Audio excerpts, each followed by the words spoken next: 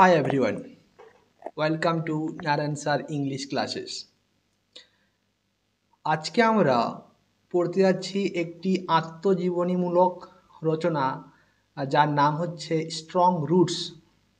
এটি লিখেছেন ভারতের প্রাক্তন রাষ্ট্রপতি ও প্রখ্যাত বিজ্ঞানী ডক্টর APJ আব্দুল কালাম।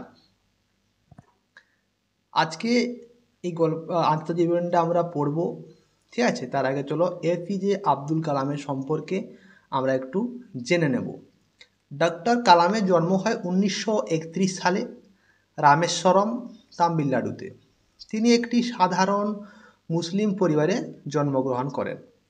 বহু প্রতিকূলতা সত্ত্বেও তিনি ভারতের মিসাইল ম্যান এবং পরবর্তীতে একাদশতম রাষ্ট্রপতিও তিনি হন। তার জীবনে অনেক অভাব অনটন সত্ত্বেও তিনি কিন্তু জীবনে দাঁড়িয়েছিলেন এবং একদিন মিসাইল ম্যান নামে পরিচিত তিনি, তাই তো? তিনি ছিলেন একধারে সহজ জীবনযাপনকারী। তার জীবনযাপনে কোনো বিলাসিতা নেই, একদম সহজ মানুষের মতো তিনি কিন্তু জীবনযাপন করতেন। আধ্যাত্মিক ও যুব সমাজের অনুপ্রেরণা ছিলেন তিনি। আজকে আমরা যে টেক্সটটা পড়ব স্ট্রং রুটস, এটা ডক্টর কালামের আত্মজীবনী। তার উৎস হচ্ছে wings of fire. Wings of fire যে তার আত্মজীবনী, তার থেকে কিন্তু স্ট্রং রুটস এটা কিন্তু নেওয়া হয়েছে। এখানে তিনি তার শৈশবের দিনগুলি, পরিবার এবং যে মূল্যবোধগুলি তার চরিত্র গঠন করেছিল তার এখানে আমরা সেগুলো কিন্তু আমরা এখানে পড়ব, ঠিক আছে? যে কোন কোন জিনিসগুলো তার জীবনে হয়েছে এবং তার জীবন গঠনে সেগুলো কতটা গুরুত্বপূর্ণ ছিল, সেই ঘটনাগুলো সেটা কিন্তু আমরা আজকেই টেক্সটের মাধ্যমে জানব, ঠিক আছে? তার পিতা ছিলেন কে? জৈনুলাবদিন ছিলেন তার পিতা, জয়নুলাবুদ্দিন। তিনি একজন ধর্মপ্রাণ মানুষ, যাকে স্থানীয়রা হিন্দু হোক বা সে মুসলমান হোক উভয়ই খুবই শ্রদ্ধা করত। মানুষ তার কাছে পরামর্শ ও মানসিক শান্তির জন্য আসতো। কার কাছে? APJ আব্দুল কালামের বাবার কাছে।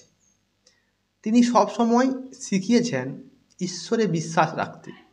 যা কিছু হোক না কেন ঈশ্বরের ওপর বিশ্বাস রাখতে তিনি কিন্তু সবাইকে বলতেন। সহজ জীবনযাপন করা এবং সব ধর্মকে সম্মান জানানো। তাহলে সহজভাবে জীবনযাপন করা এবং সব ধর্মের প্রতি সম্মান দেখানো, কোনো ধর্মকে অপমান না করা, সে হিন্দু হোক, মুসলমান হোক, খ্রিস্টান হোক, সব ধর্ম কিন্তু সমান, ঠিক আছে? কালামের বাড়ি ছিল একটি শিব মন্দিরের পাশে। তাহলে একটা শিব মন্দির তার কাছে ছিল APJ আব্দুল কালামের বাড়ি। তিনি ধর্মীয় সম্প্রীতির পরিবেশে বড় হয়ে ওঠেন। তাহলে চলো এখন টেক্সটটা পড়বো এবং টেক্সট পড়ে সব কিছু জানব। Strong roots, APJ Abdul Kalam. তাহলে আমরা APJ আব্দুল কালামের সম্বন্ধেও জানলাম, স্ট্রং রুটসের সম্বন্ধেও জানলাম।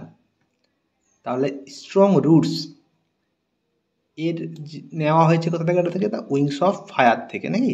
APJ আব্দুল কালামের autobiography the wings of fire, সেখান থেকে নেওয়া হয়েছে, আমরা জানলাম। চলো তাহলে টেক্সট শুরু করে দিই।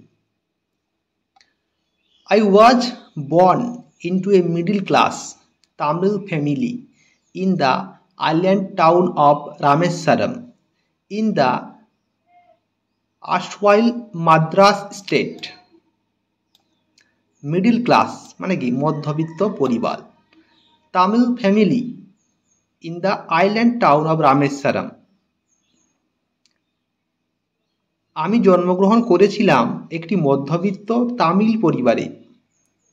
তখনকার মাদ্রাজ রাজ্যের দ্বীপ শহর রামেশ্বরম। আর্স্টওয়াইল, দ্য ওয়ার্ড আর্স্টওয়াইল মানে কি? আর্স্টওয়াইল মানে হচ্ছে তখনকার যে মাদ্রাজ রাজ্য, সেই রাজ্যের যে দ্বীপ শহর আছে একটা, তার নাম হচ্ছে রামেশ্বরম। APJ আব্দুল কালাম সেখানে জন্মগ্রহণ করেছিলেন। My father Jainulabdeen had neither much formal education nor much wealth.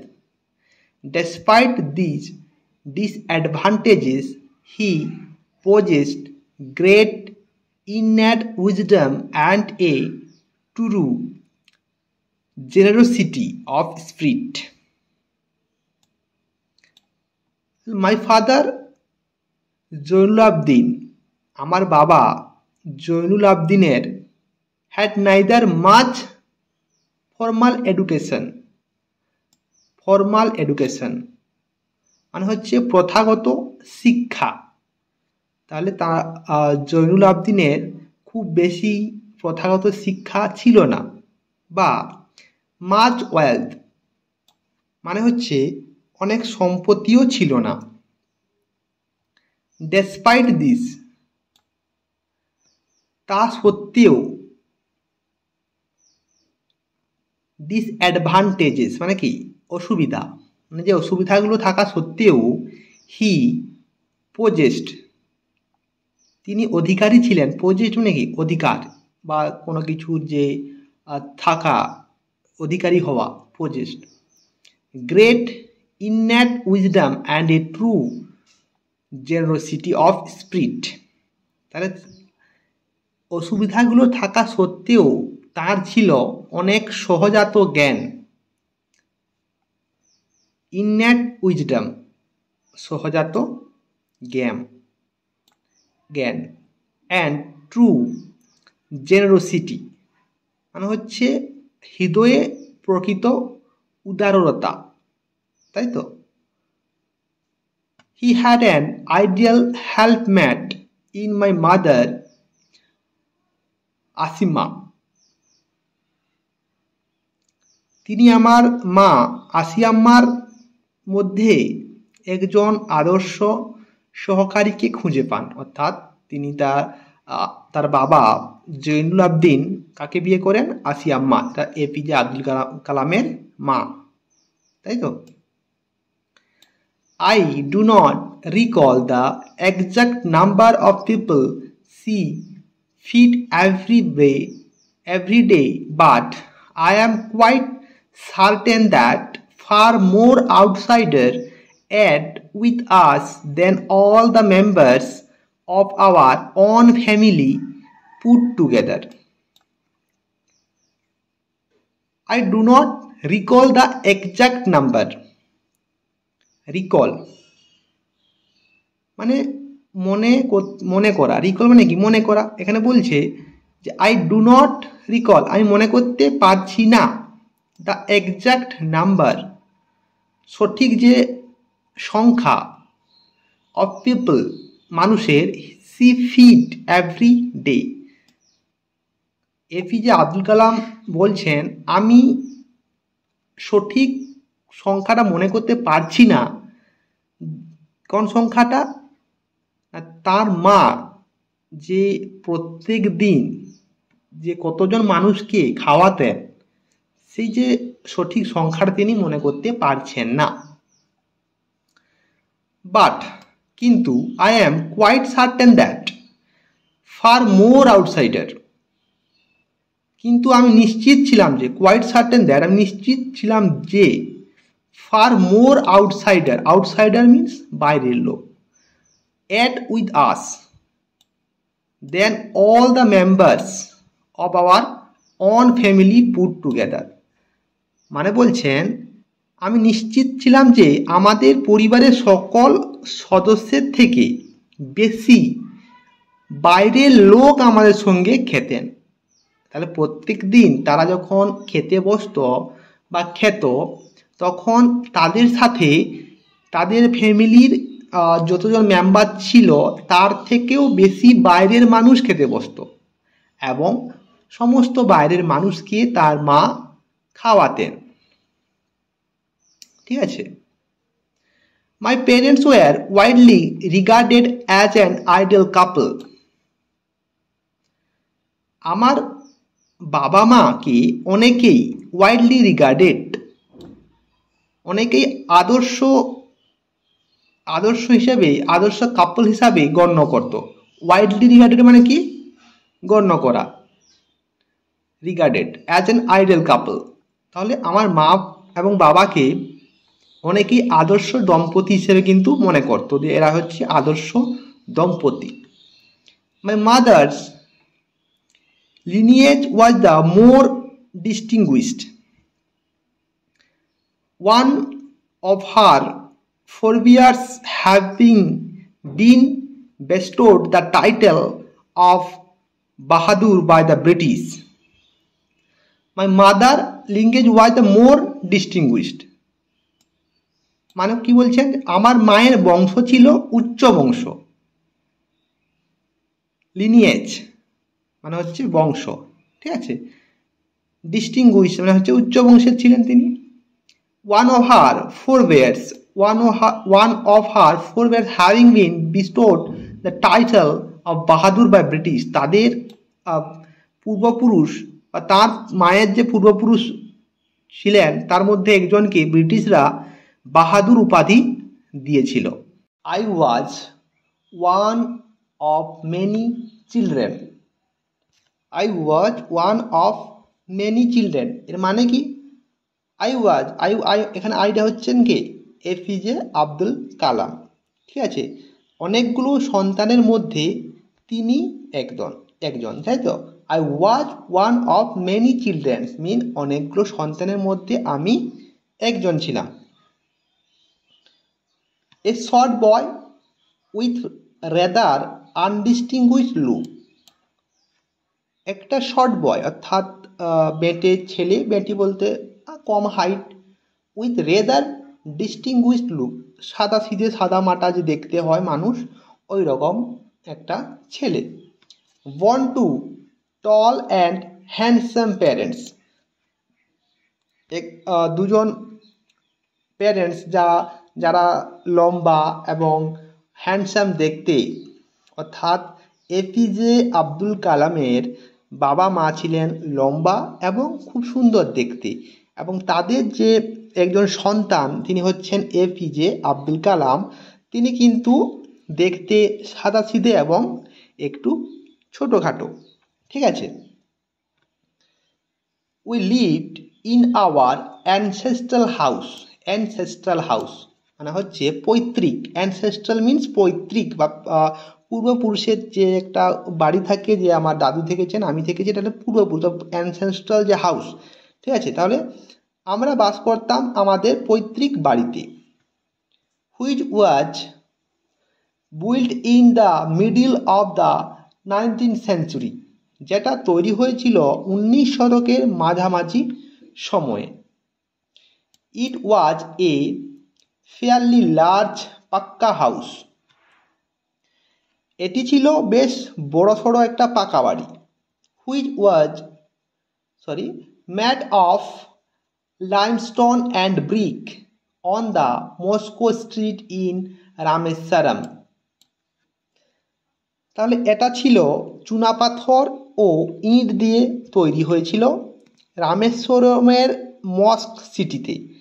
তাহলে তাদের যে বাড়িটা ছিল পাকা ছিল এবং চুনাপাথর ইট দিয়ে তৈরি হয়েছিল, এবং এটা কোথায় ছিল, রামেশ্বরমের মস্কো যে স্ট্রিট আছে মস্কো স্ট্রিট, ঠিক আছে, ওই মস্কো স্ট্রিটের তাদের বাড়িটি ছিল। মাই austere father used to avoid all inessential comforts and luxuries. আমার কঠোর আত্মসংযমী পিতা, অস্টিয়ার মানে কি, আত্মসংযমী, অস্টিয়ার মিনস হচ্ছে আত্মসংযমী, ফাদার মানে বাবা। ইউজ টু অ্যাভয়েড, তিনি কি করতেন না, অপ্রয়োজনীয় এবং আরাম বিলাসিতা, যে জীবনে যেগুলো দরকার নেই সেগুলো কিন্তু এড়িয়ে চলতেন, অ্যাভয়েড করতেন। অ্যাভয়েড করা মানে কি, এড়িয়ে চলা। ইনএসেনশিয়াল মানে কি, অপ্রয়োজনীয়, যেগুলো প্রয়োজন নেই, যেগুলো না হলেও চলা যায়। কমফর্টস মানে কি, আরাম। এবং লাক্সারিয়াস মিনস বিলাসিতা। তাহলে আমার পিতা আমার কঠোর আত্মসংযমী পিতা সমস্ত অপ্রয়োজনীয় আরাম ও বিলাসিতা এড়িয়ে চলতেন। However, all necessities were provided for in terms of food, medicine or clothing. However, যদিও যে সমস্ত জিনিসগুলো মানে খুব প্রয়োজন বা দরকার সেগুলো না হলে চলবে না, যেমন খাবার, ওষুধ, পোশাক, এগুলো কিন্তু তিনি দিতেন। এগুলোতে কোনো অ্যাভয়েড করতেন না, এগুলো কিন্তু প্রোভাইড করতেন খুব ভালোভাবেই। In fact I would say mine was a very secure childhood, materially and emotionally. I would to say mine. আসলে আমার শৈশব ছিল খুব নিরাপদ, বস্তুগত বিচারেও আবার আবেগগত দিক থেকেও। কারণ আমার ছোটবেলা থেকেই কি হচ্ছে, আমি যে ইনএসেন্সিয়াল অপ্রয়োজনীয় যে আরাম, যে অপ্রয়োজনীয় জিনিসগুলোর থেকে দূরে থাকছি, তাই আমার মনে হয় আমার শৈশবটা ছিল খুব নিরাপদ।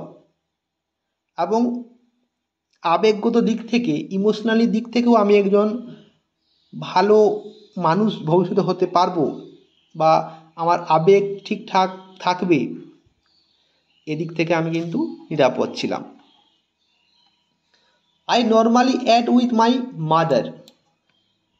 আমি সাধারণত আমার মায়ের সঙ্গেই খেতাম। Sitting on the floor of the kitchen. কোথায় খেতাম? রান্নাঘরের মেঝেতে বসে। She would place a banana leaf before me. তিনি আমার সামনে একটি কলা পাতা পেতে দিতেন। On which she then ladled rice and aromatic sambar, a variety of sharp homemade pickle and a dollop of fresh coconut chutney.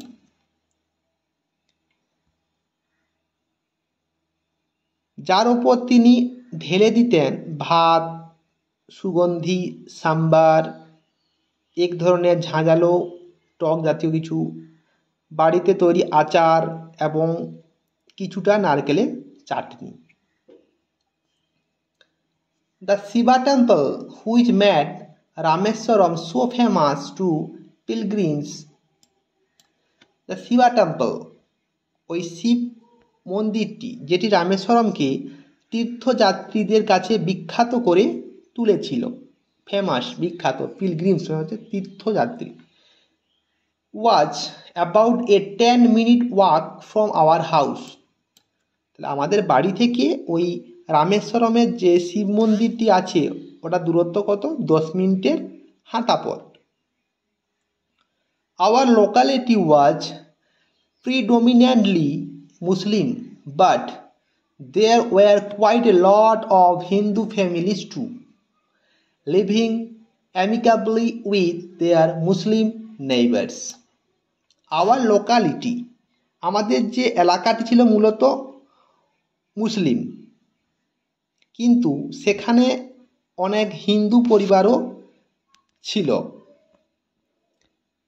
যারা বন্ধুত্বপূর্ণভাবে বাস করত তাদের মুসলিম প্রতিবেশীদের সাথে।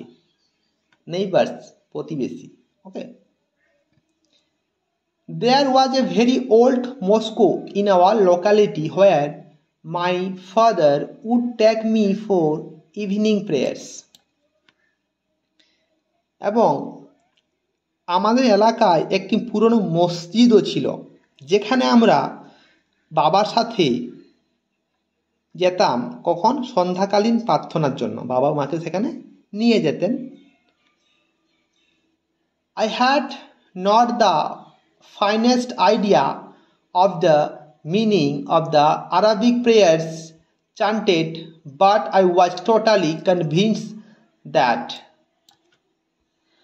they reached God.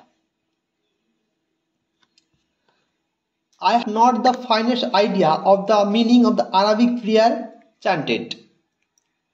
তাহলে আমার বিন্দুমাত্র কোনো ধারণা ছিল না আরবি ভাষায় যে প্রার্থনা করা হতো তার অর্থ সম্পর্কে। But I was totally convinced that, আমি নিশ্চিত ছিলাম যে সেগুলি দ্যাট দে রিচড গড, সেগুলি কোথায় পৌঁছাচ্ছে? ভগবানের কাছে পৌঁছে যাচ্ছে, এটা আমি নিশ্চিত ছিলাম। When my father came out of the mosque after the prayers, people of different religions would be sitting outside waiting for him. যখন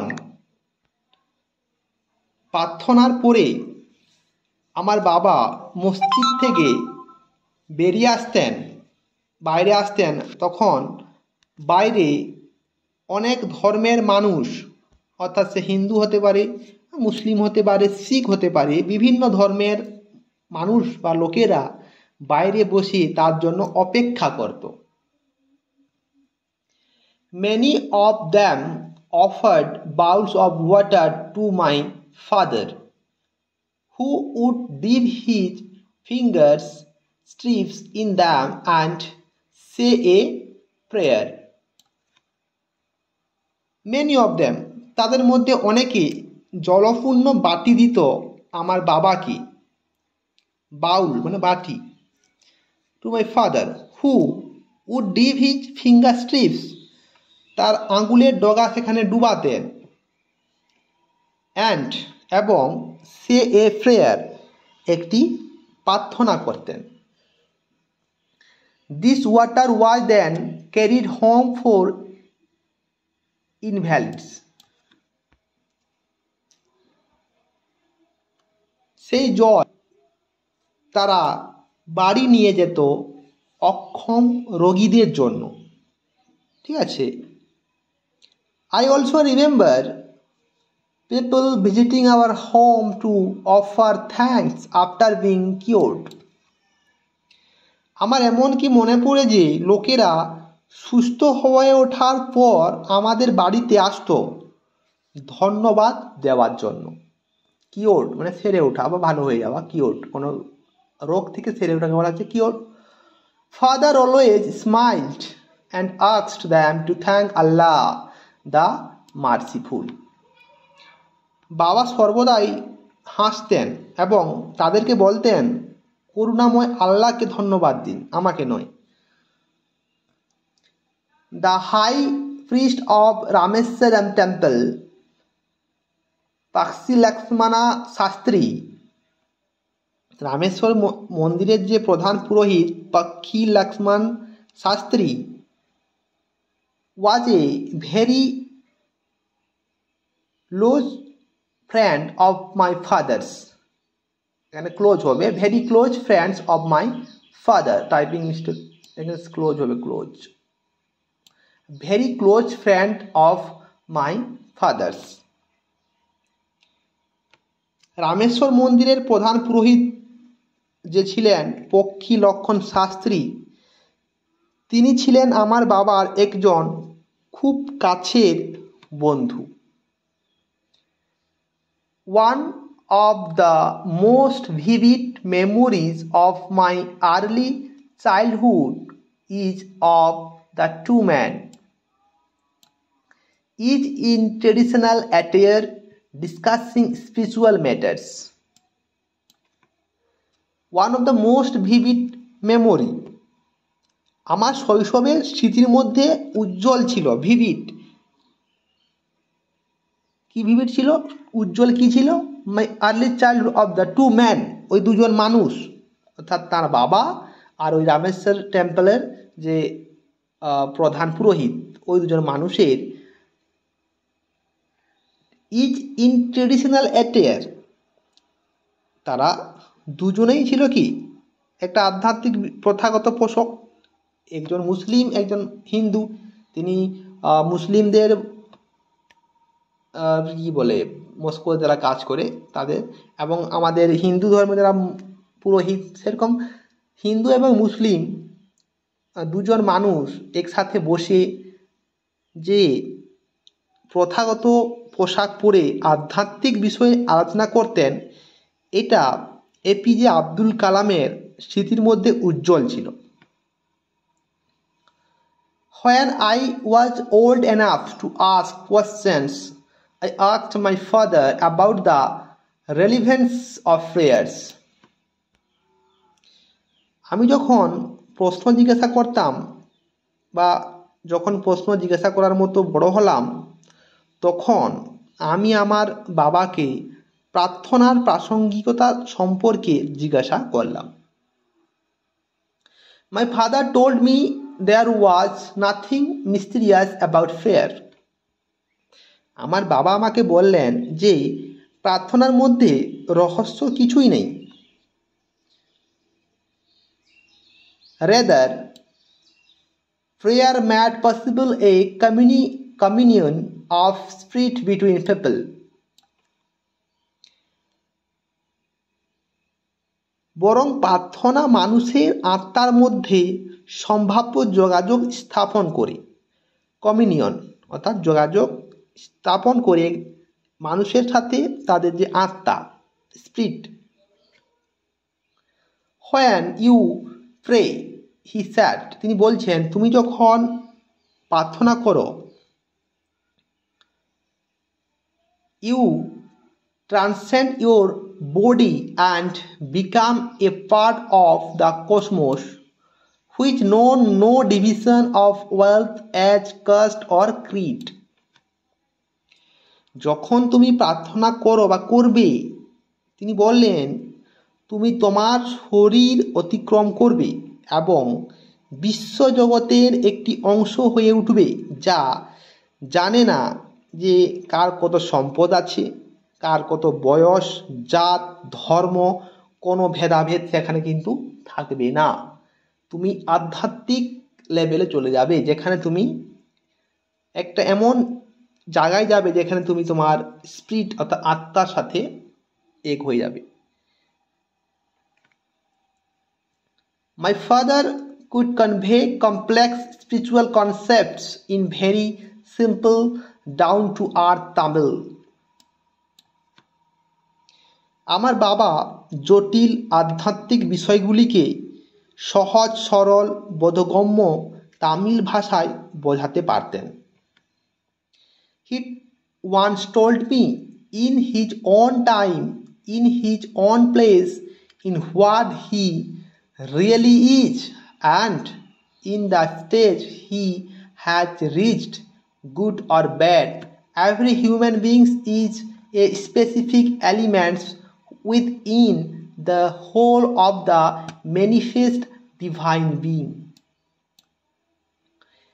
He once told me, তিনি একদা আমাকে বলেছিলেন, ইন হিজ ওন টাইম, তার নিজের সময়ে, তার নিজের স্থানে, in what he really is, সে সত্যিকারে যা, and in the stage he has reached, এবং যে স্তরে সে পৌঁছেছেন, গুড অর ব্যাড, ভালো বা মন্দ, এভরি হিউম্যান বিং, প্রত্যেক মানুষের বা মানুষ সত্তাই, is a specific element within the whole of the manifest divine being.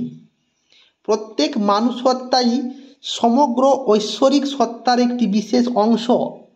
প্রত্যেক মানুষ ঈশ্বরের অংশ এবং প্রত্যেক মানুষের মধ্যে ঈশ্বর আছেন, তাই তো? So why be afraid of difficulties, suffering and problems? তাহলে সুতরাং কেন আমরা প্রতিকূলতা বা কোনো যন্ত্রণা সমস্যাকে ভয় পাবো? যেহেতু ঈশ্বরের অংশ আমরা, আমাদের মধ্যে ঈশ্বরের বাসস্থান, সেহেতু আমরা কোনো প্রতিকূলতা বা কোনো যন্ত্রণা, কোনো সাফারিংকে আমরা ভয় পাবো না। when troubles come, যখন কোনো সমস্যা আসে, try to understand the relevance of your suffering. যখন সমস্যা আসবে, তোমার যে সমস্যা আসলো কেন বা যন্ত্রণার যে প্রাসঙ্গিকতাকে বোঝার চেষ্টা করবে।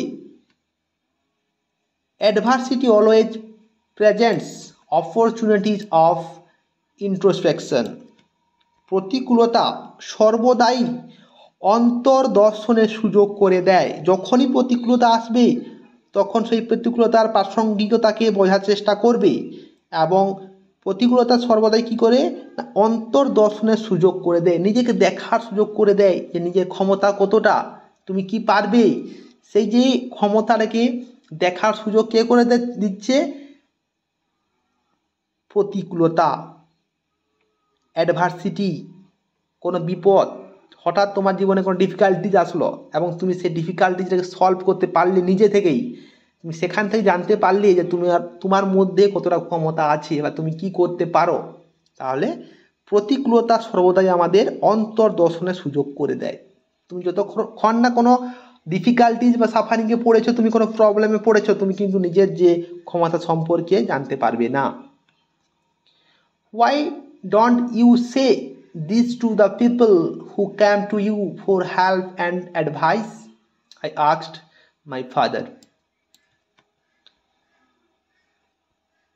তুমি কেন এইগুলো সেই সমস্ত লোকদের বলো না যারা তোমাদের কাছে সাহায্য এবং উপদেশের জন্য আসেন? আমি আমার বাবাকে জিজ্ঞাসা করলাম। He put his hand on my shoulders and looked straight into my eyes.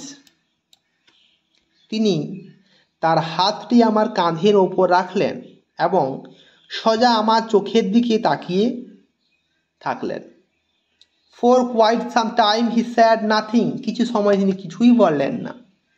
As if he was judging my capacity to comprehend his words. যেন তিনি তার কথাগুলি বোঝার জন্য আমার ক্ষমতার পরীক্ষা করছেন। তিনি ওইভাবে আমার দিকে তাকিয়েছিলেন। Then he answered in a low, deep voice. তারপরে তিনি একটু নিচু গভীর কণ্ঠস্বরে উত্তর দিলেন। His answer filled me with a strange energy and enthusiasm. তার উত্তর আমাকে একটি অদ্ভুত শক্তি এবং উদ্দীপনায় পরিপূর্ণ করল। Whenever human beings find themselves alone, as a natural reaction, they start looking for company. Whenever, যখন মানুষেরা নিজেদেরকে একা খুঁজে পায়, অর্থাৎ নিজেদেরকে মনে করে আমি একা হয়ে গেছি এখন, তারা তখন স্বাভাবিকভাবেই তারা তখন কি করে, সঙ্গী খুঁজে, যে যদি কাউকে সাথে পেতাম, তাই তো। Whenever they are in trouble, they look for someone to help them. যখন তারা কোনো বিপদের মধ্যে কোনো সমস্যায় পড়ে, তখনও তারা তাদেরকে সাহায্য করার জন্য কাউকে খুঁজতে থাকে। Whenever they reach an impasse, they look to someone to show them the way out.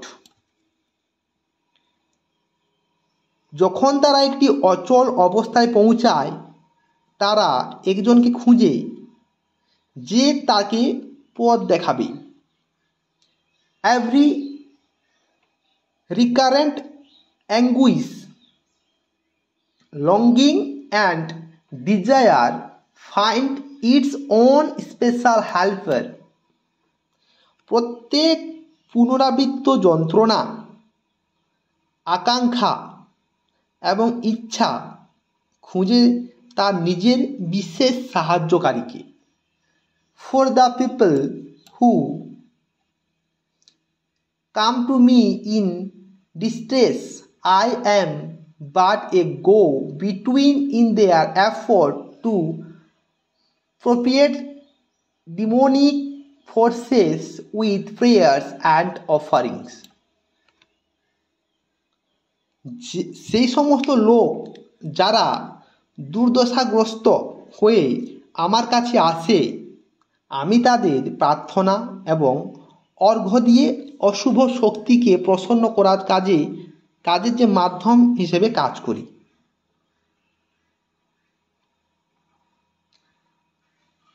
This is not a correct approach at all and should never be followed.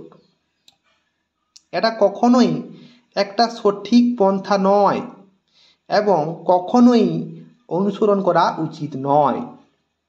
One must understand the difference between a fear-ridden vision of destiny and the vision that enables us to seek the enemy of fulfillment within ourselves. একজনকে অবশ্যই পার্থক্য বুঝতে হবে ভাগ্যের ভয় মিশ্রিত ধারণা এবং নিজের ভেতরে বসবাসকারী আকাঙ্ক্ষা পূরণের বাধা প্রদানকারী শত্রুর মধ্যে। I remember my father starting his day at 4 a.m. by reading the namaz before dawn. I remember, আমার মনে পড়ে বা আমি মনে করতে পারছি আমার বাবা তার দিন শুরু করতেন ভোর 4টার আগে নামাজ পড়ে তিনি তার দিনটা শুরু করতেন। After the namaz, he used to walk down to a small coconut grove we owned, up about 4 miles from our home. নামাজ পড়ার পর তিনি আমাদের একটি ছোট্ট নারকেলের যে বাগান আছে ওই বাগানে তিনি হাঁটতে যেতেন, যেটি আমাদের বাড়ি থেকে প্রায় 4 মাইল দূরে ছিল। He would return with about a dozen coconuts tied together, thrown over his shoulders, and only then would he have his breakfast. তিনি যখন ফিরে আসতেন তখন 1 ডজন নারকেল একসঙ্গে বেঁধে খাঁদে তুলে নিয়ে আসতেন এবং তারপরে তিনি তার সকালের খাবার গ্রহণ করতেন। This reminded his routine even when he was in his last 60s. এমনকি যখন তার বয়স 60-এর ঘরের শেষের দিকে তখনও তিনি কিন্তু এভাবে তার রুটিন ফলো করতেন। I have throughout my life, আমি আমার সারা জীবনে tried to emulate my father in my own world of science and technology. আমি আমার সারা জীবনে চেষ্টা করেছি আমার বাবাকে অনুকরণ করতে আমার বিজ্ঞান এবং প্রযুক্তির জগতে। I have endeavored to understand the fundamental truths revealed to me by my father and feel convinced that there exists a divine power that can lift one up from confusion, misery, melancholy, and failure and guide one to one's truth place. আমি মৌলিক সত্যকে বোঝার চেষ্টা করেছি যা আমার বাবা আমার কাছে প্রকাশ করেছিলেন, যে এক ঐশ্বরিক শক্তি বিদ্যমান যা একজনকে ভ্রান্তি, দুর্দশা, বেদনা এবং ব্যর্থতা থেকে তুলে নিয়ে একজনের প্রকৃত স্থানে স্থাপন করতে পারে। And once an individual severs his emotional and physical bond, he is on the road to freedom, happiness, and peace of mind. যদি একজন তার মানসিক এবং শারীরিক বন্ধন থেকে নিজেকে মুক্ত করতে পারে তাহলে সে পৌঁছে যাবে স্বাধীনতা, সুখ এবং মানসিক শান্তির পথে। তাহলে একজন মানুষ যদি কেউ মানসিক এবং শারীরিক বন্ধন থেকে নিজেকে যদি মুক্ত করতে পারে সে তাহলে হবে স্বাধীন, সেই হবে তাহলে সে থাকবে পিস অফ মাইন্ড, শান্তির মধ্যে থাকতে পারবে। যদি কেউ না করতে পারে তাহলে কিন্তু তার সেই অন্য মানুষকে দরকার হবে যে তাকে তাই প্রবলেম থেকে টেনে তুলবে, তাই তো। কিন্তু প্রত্যেক মানুষের মধ্যে সেই পাওয়ারটা আছে যে নিজে কি করে ওই প্রবলেম থেকে বেরিয়ে আসা যায়, তার সলিউশন প্রত্যেক মানুষের মধ্যে আছে, শুধুমাত্র খুঁজে পাওয়ার যে চেষ্টা করতে হবে, তাই তো? তাহলে টেক্সটটা আজকে আমরা পড়লাম। টেক্সট থেকে আমরা আজকে কি শিখলাম বলো তো? সফল জীবনের গঠনে যে পরিবারের ভূমিকাটা কতটা, মা বাবার ভূমিকা কতটা, একজন সফল জীবনে যদি সফল হতে চাও তাহলে পারিবারিক শিক্ষা, পরিবার থেকে যে মূল্যবোধের শিক্ষা, সেটা কিন্তু খুব ভালো হওয়া প্রয়োজন। তাই এই টেক্সটের নাম কি দেওয়া হয়েছে? স্ট্রং রুটস, তাই তো? স্ট্রং রুটস মানে কি? যার শৈশব মজবুত হবে, যার ভিতটা মজবুত হবে, সে কিন্তু অনেক উঁচুতে উঠতে পারবে, মহান মানুষ হতে পারবে। যদি কোনো গাছের রুটস, তার মূল যদি খারাপ হয়ে যায়, তাহলে সে কি আর জীবনে ভালো করতে পারবে? পারবে না। সেই রকম মানুষের জীবনেও যদি তার গোড়া, অর্থাৎ তার ছোটবেলার জীবন থেকে যদি ভালো করে শুরু করে, তার পারিবারিক শিক্ষা যদি ভালো হয়, তাকে যদি ঠিক শিক্ষা দিতে পারে, তাকে যদি যে শুধুমাত্র এসেনশিয়াল যে শুধুমাত্র যেগুলো প্রয়োজন সেই জিনিসগুলো শুধুমাত্র দিতে পারে, যদি অপ্রয়োজনীয় আরাম, অলসতা এসব যদি ছোটবেলা থেকে না দেয়, তখন কিন্তু ওই শিশুটা বড় হয়ে কিন্তু একজন মহান মানুষ হতে পারবে। কিন্তু এখনকার যুগে সেটা কি হচ্ছে না। তাই এখন কিন্তু আর আমরা আগের মতো মহান মানুষকে আর পাচ্ছি না। এখন তো ছোটবেলা থেকেই একটা শিশুর যেগুলো প্রয়োজন নেই সেই সমস্ত আনএসেনশিয়াল জিনিস পেয়ে যাচ্ছে, তাই তো? এবং সেগুলো পেয়ে সে খুব সুখে আনন্দে কাটাচ্ছে। তার যে একটা নৈতিক শিক্ষা, তার যে রুটস, তার যে জড়, সেটা কিন্তু শক্ত হচ্ছে না। তাহলে আজকে আমরা দেখলাম যে কিভাবে ডক্টর কালামের শৈশব এবং তার পিতার শিক্ষায় তিনি মজবুত ভিত্তি পেয়েছিলেন, যা তাকে একজন মহান মানুষ হতে সাহায্য করেছিল। থ্যাংক ইউ ভিডিওটা শেষ পর্যন্ত দেখার জন্য। পরবর্তী ভিডিওতে আবার দেখা হবে।